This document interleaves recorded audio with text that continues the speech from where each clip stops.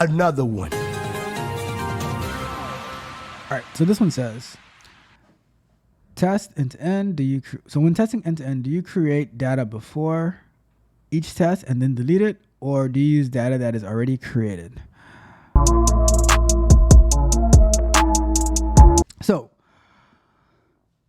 when creating, so the best way to do it, honestly, is to create it for each test, right? But it ultimately depends on which environment you're in, right? So if you're testing stuff in production, you are not going to be flooding production with new data every single day. You want to keep your production environment as clean as possible, right? In the lab, when you're working in like a development branch, a local branch, or environment, the environment, you can have the data kind of messy in there, but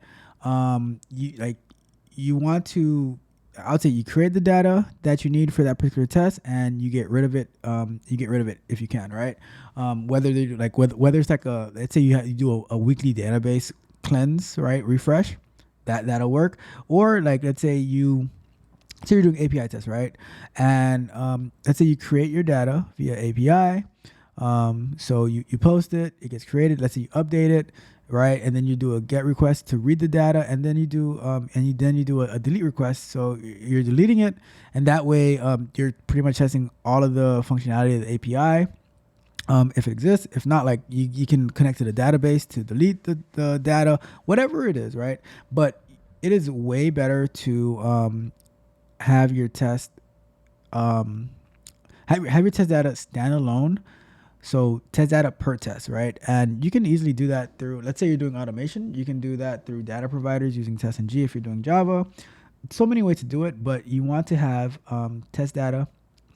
You want to have test data for each test. You don't want to reuse test data, because what happens is when you reuse data, it starts to clash with each other. So let's say you have a test which is expecting a name to be Ralph, for instance, right? And but you update it to you update the in one of your tests, you update the name to say something like Jeremy, right? So now when your test is looking for Ralph and it can't find it because you changed it, now you run into problems. So it is good practice to have your test data to be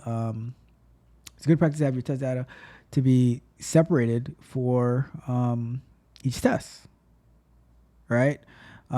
So, and like I mentioned with the data provider, so it can run the same test over and over and over again.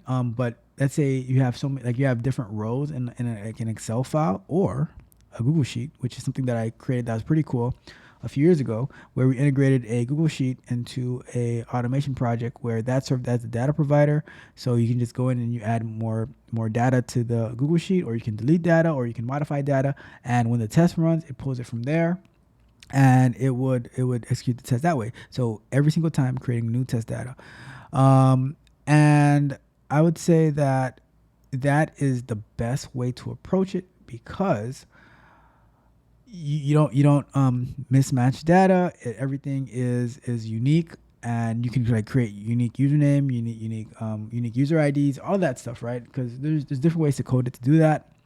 But you never want to share data in, like, especially in development environments, because they're development environments. There's no data that's gonna be like required to stay there. Now, like I said earlier, if you're doing it in production, you definitely want to you don't want to flood production with crappy data, right? With junk data, because you need to keep it clean, right? That is your presentation, and you don't want bad data over there. So that's how I would approach that. In development environments, create new data every single time. In production environments, and you don't want to test in production all the time. Like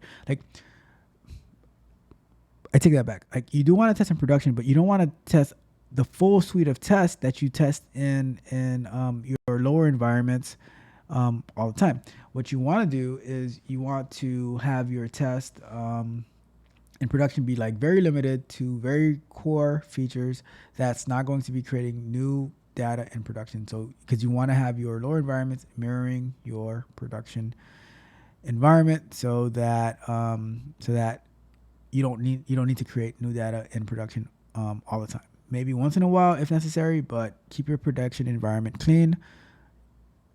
Existing test data for production, new test data that you delete in our lower environments, our development environments, or our staging environments. All right. So great question. Very, very good.